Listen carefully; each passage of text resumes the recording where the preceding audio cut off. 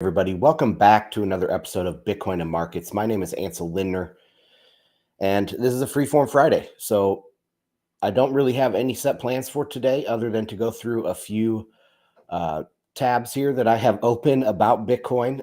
There is just little stuff going on. There isn't really any huge story in Bitcoin.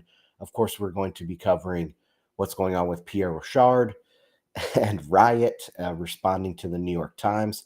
Watch that video because that's a real fun video.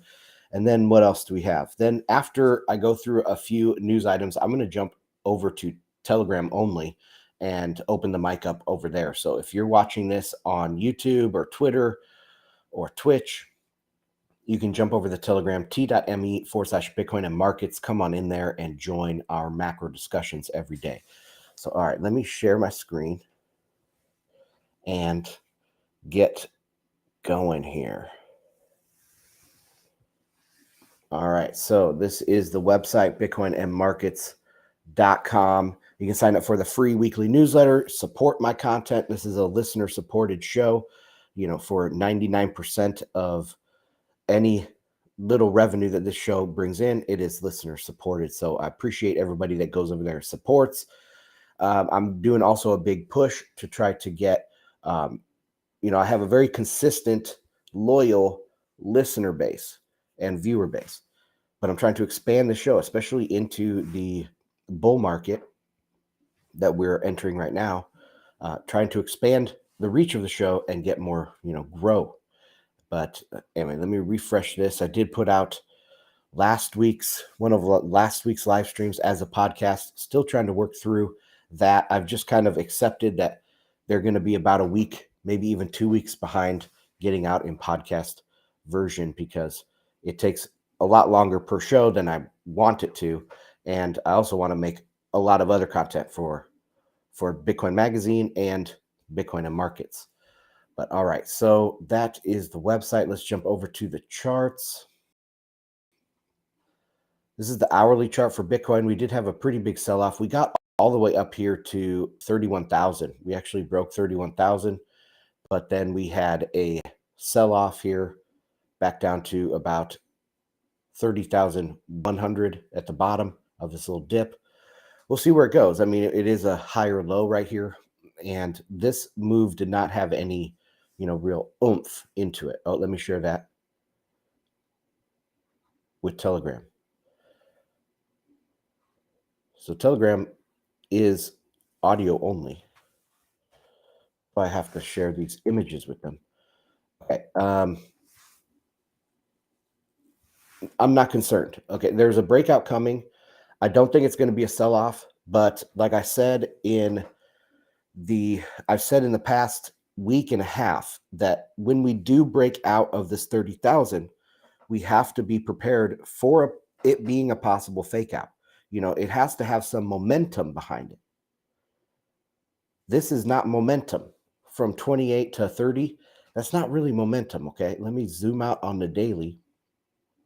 This is momentum back here in January when we go from 17,000 and get up to like 22,000 within a matter of a week and a half. This is momentum from March 10th for the next week. We jumped up like 30-40%. This little pop above 30,000 is not momentum yet. This can still be a fake out. I don't think it's a fake out, but it still could be. So take that for what it's worth. Let's take a look at some associated markets here. The dollar green on the day, but not really spectacular yet. I still watch that on the daily. The 10-year, let me share this one.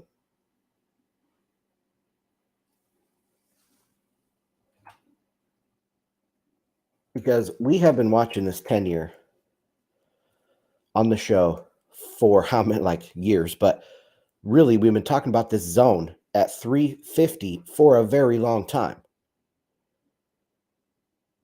Remember, I call it the happy place. Between 345 and 355 or so has been the 10 years happy place. And as the 10 years rising, okay, this is something that people don't really quite understand here. But as the 10-year is rising, that's bullish for the economy. That means that money is somewhat looser and business is somewhat less bearish. Like I've talked about on FedWatch, the small business sentiment is extremely bearish right now. But rates don't rise when people are bearish. They rise when people are flush with cash. They're flush with margins. They can afford to take out more debt. They're excited about expanding their business. They don't care about a few marginal percentage points on their debt because they can grow by 50% in the next year. That's what they're projecting. So that's when interest rates rise. So that's a very important lesson. When you look at the 10-year, that's what you need to be looking at. Most people in the macro space, when they look at interest rates, they think, how is the government going to pay this? The debt service is just going to be so high. They're going to have to default on the debt. That's going to crash the dollar, et cetera, et cetera. If that were the case, okay, if that were the case, that would be priced in. If the government was in danger of not being able to fund their own spending, the market would notice that, it would get bearish, and rates would fall.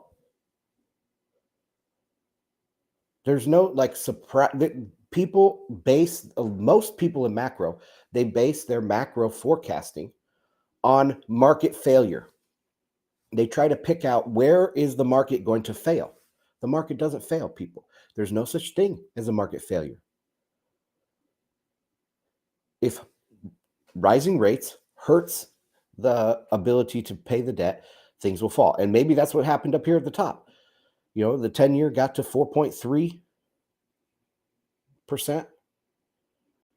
Maybe that's what happened at the top. And the market's like, oh crap, well, things are getting really bad. What happens? It prices in bad times, rates fall again.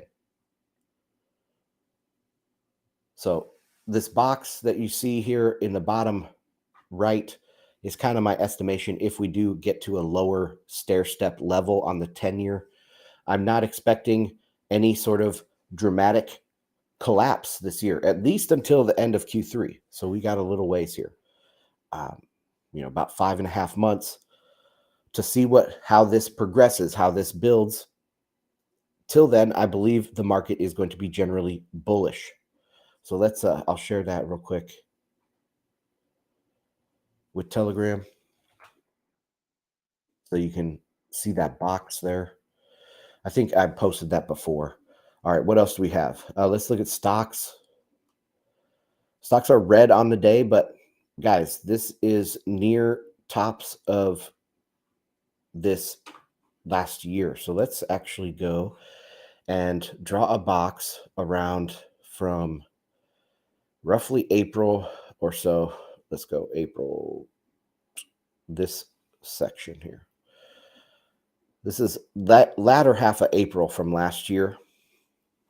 Actually, it's April 24th to today. So almost a full year. And the stock market is at the high end of this range. If we draw, this is the top half of this range. The stock market is in the top half of that range of the last year. It is not looking bearish. We can draw any sorts of lines in here, and nothing in this chart should tell you that it's bearish. Like, this is right at this line, popping up on this line, hitting it multiple times. I've talked about tops. The more times you hit a top, the more you chip away at that resistance and you can go up. That's what happened at Bitcoin at the $30,000 mark. So yeah, stocks are looking okay. Oil. Nothing major to report. It did pop above some of these other levels. Let's see if it made a new high. Yeah, it made a new multi-month high going back to November, but that's not saying anything super special. Okay, oil is extremely depressed. And this is with all of these announced cuts, with all the cuts from last year, this is almost 4 million barrels per day have been announced in a 6-7 month time period, and oil's sitting at 80. I mean, give me a break. There is no demand out there. And what else do we have? Let's take a look at the Ethereum price just for fun. A lot of people are talking about this because of the merge and everything and Shanghai fork. It is up over the last couple of days. So we'll see where this goes. I think there was some uncertainty that was relieved around the fork. It didn't instantly dump. And so people, I think, some of that fear in the market was relieved. And so it's rallied. There is still a lockup period. So I believe you can't unstake immediately. It's like 70 or 90 days. I'd have to look that up again. But there is a big lockup period. So these people can't dump their stake right away. They can unstake it, and then they have to wait. The commodities don't work like that, people. Securities work like that. So anyway, that's interesting what's going on there. Let's get into some of the other stories. Is Unocoin. And when I first read this headline, I didn't take it seriously because it sounds so silly, like unicorn or so close to Bitcoin. But I think they're actually serious on this. So let's read through this. This is from Kitco. So it's not The Onion. It's a legitimate news site, even though Kitco is not like anti-Bitcoin. They have Bitcoin pricing on their website, right along with the gold and silver. Okay, so Unocoin, I'm going to say unicorn one of these times. A global legal tender settlement CBDC unveiled at IMF Spring Meeting 2023.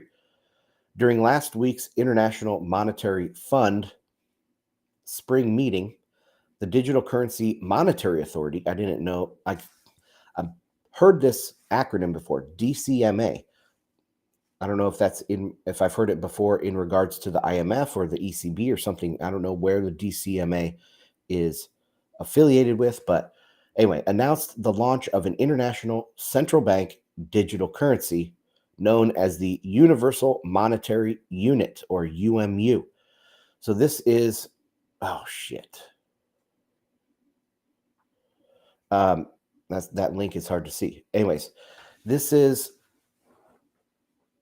a central bank digital currency, but it's international. Does that check? Because central banks are not international. They're national central banks. I guess you could say like the BIS is supposed to be the central bank of central banks. The IMF is kind of an overarching international organization, but it's not a central bank. Central banks are national things. So this is an international central bank digital currency. I mean, they're just stretching. And what I'm trying to say here is they're stretching these definitions to fit into a nice, neat narrative box. This is a nice story. We're going to have an international CBDC. It's going to be so great. Anyway, according to a press release announcing the new currency, UMU, also known as Unocoin, is a legal money commodity that can transact in any legal tender settlement currency and functions like a CBDC to enforce banking regulations and to, quote, protect the financial integrity of the international banking system. We'll see if there's any details on how this works, but I mean, this is just all fluff. Nothing of substance was said. The UMU, quote, adopts a central banking monetary policy framework, again, that has no meat on the bone at all. It's just buzzwords, to ensure it has continuous purchasing demand, minimal price volatility, and an annual asset pricing targets, the announcement said. Banks will be able to utilize the new currency by attaching SWIFT codes and bank accounts to a UMU digital currency wallet. Okay. This enables them to conduct SWIFT-like cross-border payments entirely over digital currency rails, accessing the best priced wholesale FX rates and achieving instantaneous real-time settlement while bypassing the correspondent banking system. Banks won't be happy with that, but again, it it just sounds like a wish list. We wish that it will do this. What these people don't understand is that there's trade-offs in everything. Everything has a trade-off. That's why Bitcoin has the certain design that it has. That's why it has to use proof of work, so it can have a distributed consensus. It can put the monetary rules, the consensus rules, outside of any central control through a distributed consensus, which is backed up by proof of work, which is enabled by a native token, native currency. So everything in Bitcoin works the way it does for a reason. You can't just slap together a wish list and make it something new. I mean, you technically can, because all of these problems that they want to solve, like cross-border payments, instantaneous transactions, real-time settlement, bypassing correspondent banking system, all these things are super trivial. The reason why they haven't been done is mainly because of regulation. You cede sovereignty over your own monetary policy and fiscal policy to some international body. That's one reason why it hasn't happened. But these are trivial things. But they're only trivial when they're centralized. And that is the rub. If it's centralized, it cannot be fixed. It is political. It will be corrupted. It will be changed. And we all know that. Everybody knows that. We have a story about Paul Krugman coming up here in a second, if I can get to it in a timely manner. Everybody knows that the CBDC is going to be corrupted. It's a political weapon because it's centralized. You can have this wish list if you make it centralized. And that's exactly what Bitcoin did differently. It made it decentralized so that nobody could corrupt it. All right, let's continue. Cross-border payments can be slow, expensive, and risky, Tobias Adrian, financial counselor at the International Monetary Fund. Quote, in today's world of payments, counterparties in different jurisdictions rely on costly trusted relationships to offset the lack of common settlement asset together with common rules and governance. So he's talking about trade-offs. Counterparties in different jurisdictions rely on costly trusted relationships. I mean, these aren't necessarily trusted, they're mandated, regulated, but they are trusted, to offset the lack of common settlement asset together with common rules and governance. All right? But imagine if a multilateral platform existed that could improve cross-border payments at the same time transforming foreign exchange transactions, risk sharing, and more generally, financial contracting. Wish list. But imagine if a multinational platform existed. Yeah, it's just a big, fat wish list of stuff. Through the adoption of a global localization public monetary system architecture, UMU may be configured to operate according to the central banking regulations of each participating jurisdiction, the release said. Of course, because all of these things are trivial if the central banks cede sovereignty and control of this centralized international currency unit. The UMU is not attempting to disrupt the international monetary system, said Daryl Hubbard, the executive director at the DCMA. In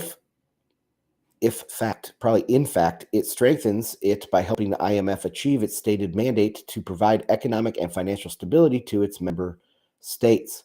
UMU is a game changer in how cross-border payments are transacted and mitigates against seasonal and systemic local currencies depreciation.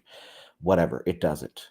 It doesn't do that. But I'll be watching this development of Unocoin. It just sounds like another pilot program, a thing of wish list, because yes, these things can be done, but They haven't built it, guaranteed that they haven't built it yet.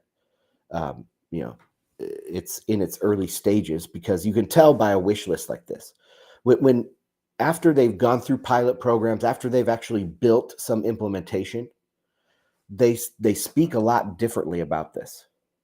And you'll notice this in from players like the ECB, from the Fed, R3, CEV, some of these other big banking consortiums or central bank pilot programs. Once they run through them and try to build simple implementations of their wish list, they start speaking differently about it. Oh, but we don't necessarily need this because this is this way and XYZ. So they sound much different than, oh, we can give you the world. This is the international CBDC to save everyone unicorn. So anyway, I don't really expect much out of it, but I will be watching it and keep you guys up to date. All right, let's go on to the next one. This is from Kyle Torpy. He is an old author, journalist guy that is been in Bitcoin for a long time.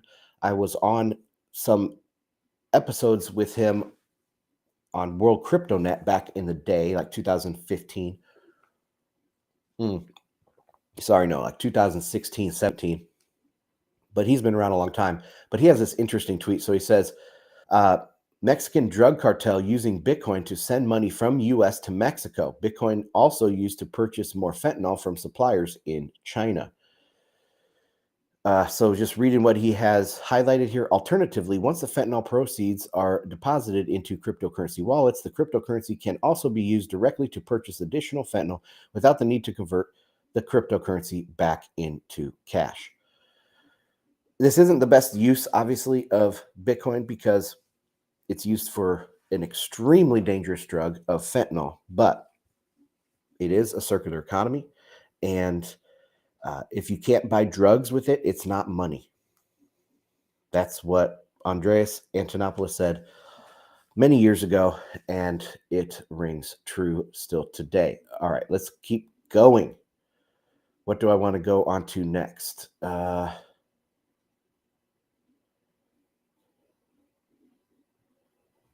on. I'm going to find something good.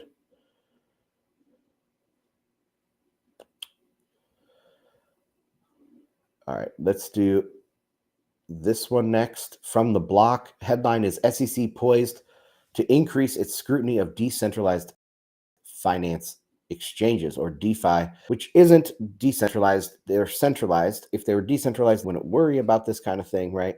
So let's see. The quick take is the SEC voted to clarify that rules governing securities exchanges in the US can also apply to decentralized finance projects. The move may foreshadow increased policing by the market regulator of the decentralized asset trading. Okay.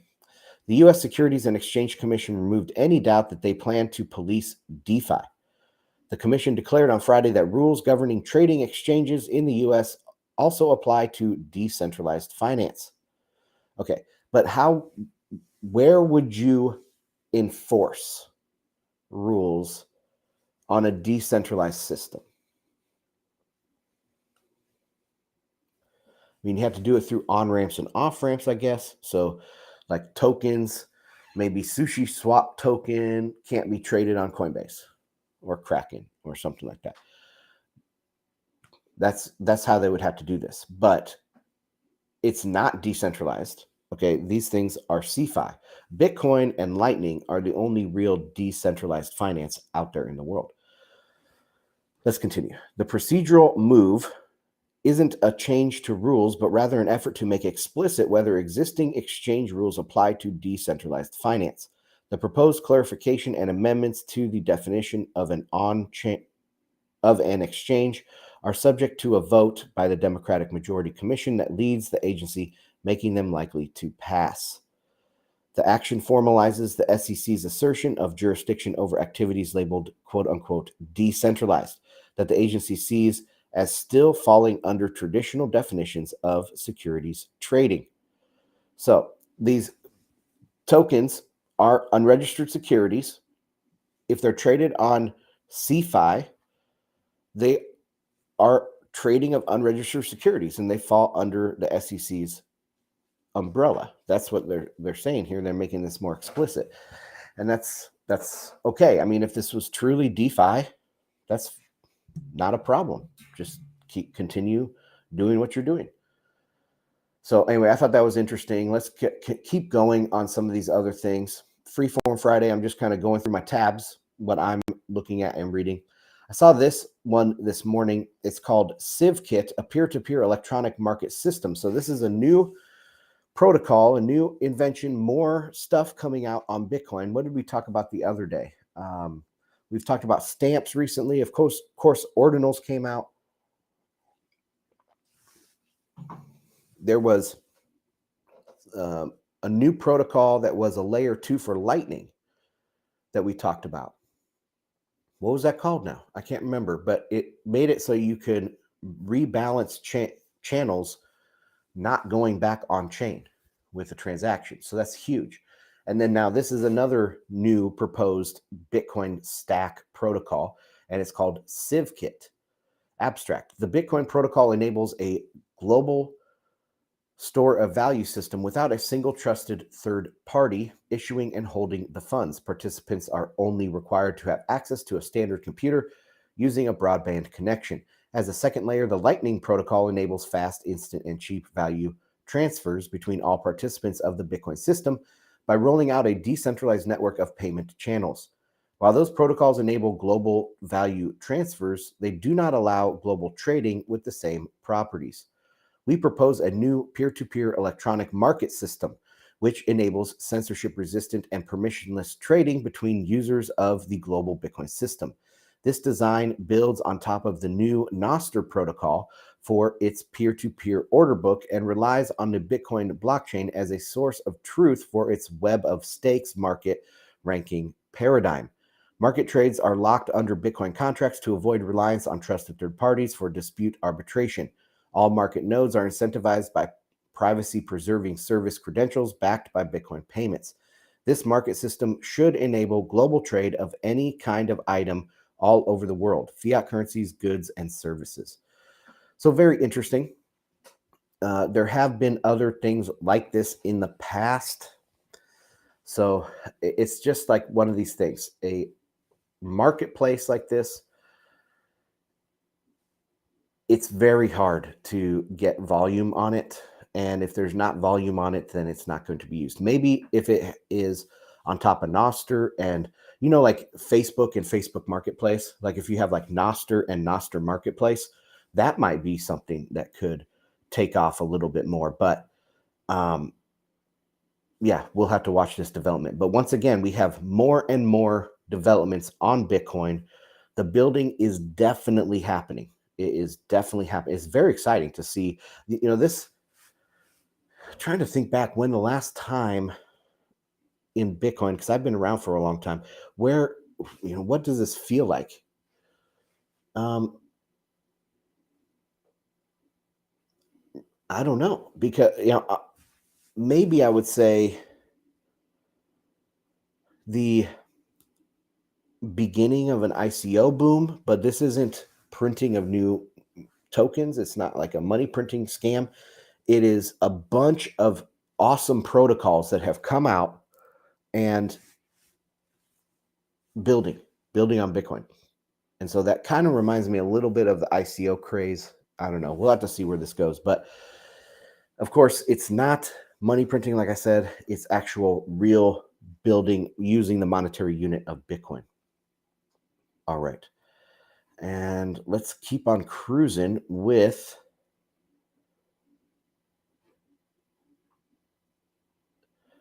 this Paul Krugman. So like we were just talking about CBDCs, my wife was in line waiting for coffee, and a guy in front was ranting to his companion about how central bank digital currencies are going to take away our freedom. So DeSantis is probably tied into this broader push, conspiracy theory, blah, blah, blah. So he's talking, obviously shooting us down, thinking it's a silly idea. CBDCs aren't going to harm us and all that. But Paul, he's famous for let me click on this because he has this image is so funny. I'm going to post that to Telegram. I mean, he's famous for doing the fax machine thing. By 2005 or so, it will become clear that the internet's impact on the economy has been no greater than the fax machine. Just incredibly dumb. And somehow he's a Nobel laureate. Somehow he's actually respected in the economics profession. Okay, let's watch this. Pierre Rochard. I promised that we would watch this, so let's get into it. Actually, I probably have to not stop sharing and make sure my audio is being shared. 1 second. Go back, share, tab audio. All right. So let's dive into this. We're here out in Rockdale, Texas. We've got lots of plants here. These plants are consuming CO2 and emitting oxygen, which is fantastic. When we measure CO2 out here, we're in the green. There are... I love Pierre Rochard's humor. We got all these plants out here, which is fabulous. I don't know. Oh man, what a great video, guys. Are very low levels of CO2, 455 parts per million of CO2. Just fantastic reading. Rockdale has some of the freshest air I've ever breathed. So this is a great way to establish a baseline. We're going to go inside the mining facility and we're going to see how much is this number going to go up. If the number does not go up, then the mining rigs are not emitting any CO2. If the number goes down, that would be interesting as well. So let's find out. This is where the sun... Okay, I'm going to fast forward a little bit here because you guys have all probably seen this, but I just want to make some comments on here on the end. So now he's going in the back room, the hot aisle. Of the Bitcoin mining rigs. Let's find out. All right, we're gonna put the meter just right behind a fan so that we're blowing all of the air onto the meter. And we're gonna see what it's gonna change here in terms of measurements. We're still at 452 parts per million. This result makes me think that there might not be any CO2 coming out of the Bitcoin mining rig.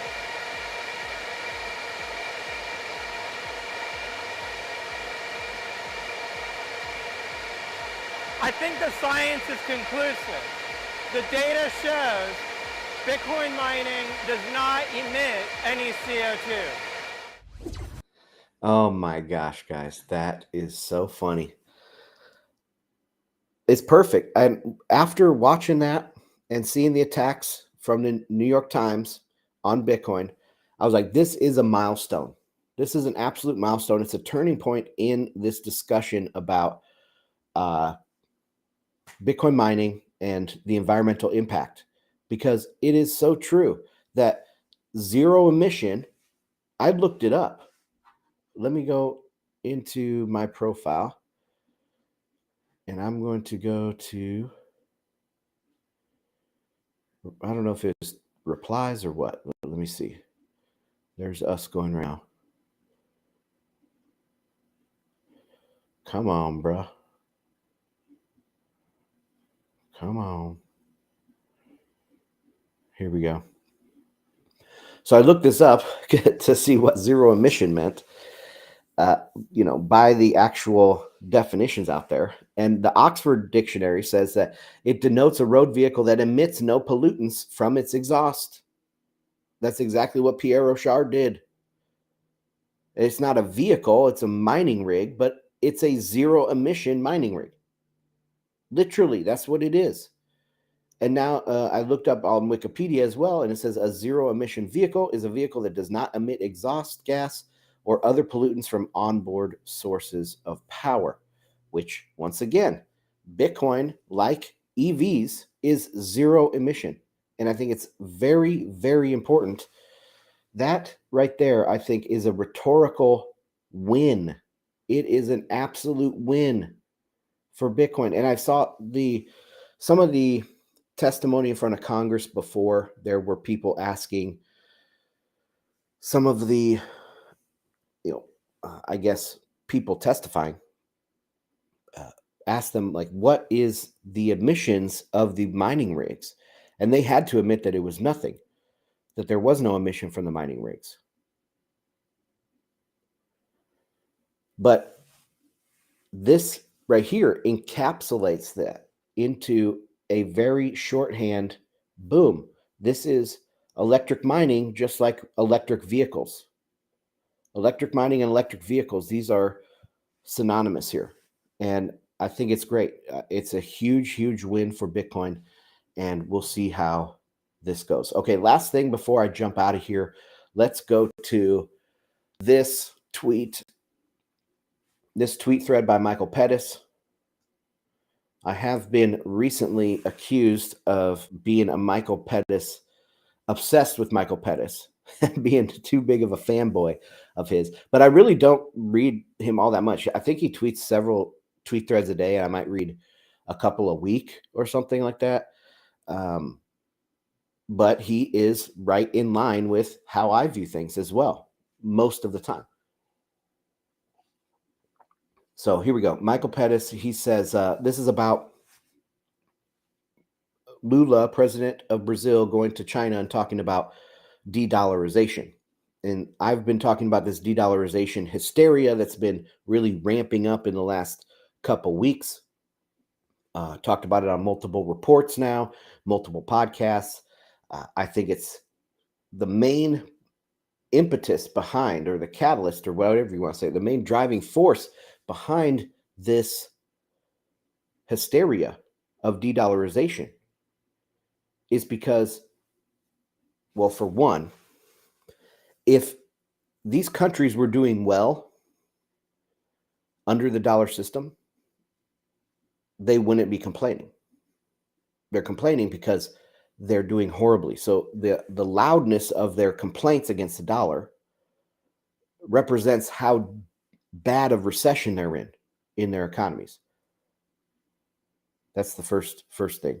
And God dang, what was my second point now? I lost my train of thought. It was going to be, it's just very hard to make a substitute currency. There's no way for a fiat, or even a group of countries with a fiat, a basket fiat, to replace the dollar. It just can't happen. It will not happen. And the only option for any new money is to go back to commodity money. That's the only option they have. So these guys, as they're searching for a monetary alternative, because the dollar system isn't working for them anymore, they're going to first try maybe doing some fiat things here and there, but it won't work. They'll be like CBDCs. They'll never launch, or they'll launch and they'll get like 1/100% of trade volume or something. And they'll go down the road 5, maybe 10 years, and they'll start saying, crap, well, why don't we just go back to gold? Why don't we go back to commodity money? Hey, Bitcoin is gold 2.0. That would be a good thing to do, right? How long is it going to take them to at least start hedging in that direction? I don't think it's going to be very long. But let's read some of this thread here from Michael Pettis. So Lula said, quote, every night I ask myself why all countries have to base their trade on the dollar, Lula said in an impassioned speech at the New Development Bank in Shanghai. Quote, why can't we do trade based on our own currencies? I agree fully with Lula that the world should stop using the dollar as its dominant currency, but needless to say, for completely different reasons. Global trade is incredibly unbalanced and embodies some of the highest levels of protectionism, perhaps, in history. That's very controversial statement. Some highest levels of protectionism. I mean, what exactly does that mean? Because international trade has never been more important than today. There have been periods like pre-World War I when globalization got very high, but international trade as a percentage of global GDP, it has never been as high as today. And that doesn't seem protectionist to me, right? So how exactly is he measuring this? But anyway, let's continue. What makes these imbalances possible is precisely the role of the US dollar, and to a lesser extent of sterling and the Canadian and Australian dollars, who together account for up to 70 to 80% of global trade deficits, mainly because of the characteristics of their currencies. Yes, and Europe. I mean, Europe also is backed by the US government, basically. Look at what's going on with NATO and Ukraine and stuff. The euro is backed by the US government, just like the dollar is. It's an extension of the dollar. And so, anyway, continuing, reducing the global role of the dollar would benefit both the US and the global economy by transforming the structure of global trade, but it will come at a cost to countries that depend on their surpluses to resolve weak domestic demand. And these two parts of this sentence don't fit together. So it will benefit both the US and the global economy. Okay, then he says that it will cost countries that depend on their surpluses to resolve weak domestic demand. So it's going to hurt badly exporting countries. Because if you think about it this way, Jack Mallers, we listened to his most recent interview with CNBC, and he says demand finds supply, right? Demand finds supply. So if you're importing country, if you're deficit country where you import more than you export, you are the demand. And your demand will find supply, whether you will produce it domestically or somebody somewhere will produce it for you, right? Demand finds supply, but not the other way around. Supply does not find demand. Prices will drop and, you can go bankrupt. So yeah, China, these other countries that are heavy export countries, they are going to be destroyed by this. They would be absolutely destroyed. China needs the US dollar. They know it doesn't work, but they need it. They're throwing things at the wall to see what sticks. Maybe they can find a solution to get away from the dollar, but right now they need it. They also need a globalized system. So they have places to sell their goods that they manufacture. All right, let's continue on this. The irony is that China has required trade surpluses for this reason for over 2 decades, and Brazil even longer. Lula's question is very much a politician's question, in other words, and not that of someone who is familiar with the global balance of payments. He doesn't realize that what matters is not the currency in which Brazilian trade is denominated. It could be dollars, RMB, reals, euros, or even Malaysian ringgits. What matters are the assets in which exporters want to accumulate the proceeds of their exports. So what do you want to hold? That's the question. What do you want to hold? That's what matters. Hodling. What currency are you going to hodl in? For the world meaningfully to switch from dollars to RMB, exporters will have to want to hold their accumulated surpluses in RMB. And, much more importantly, China will have to give up control of its monetary policy and abandon its surpluses for permanent deficits. Never going to happen, people. I don't know if you realize this. Maybe I'm preaching to the choir because a lot of you are longtime listeners to the show and stuff, but China is a communist country. They're dependent on their exports. They built up their economy the way it is to support the communists. And if they have a economic collapse, it's very unlikely that the communists can remain in power. It's very unlikely.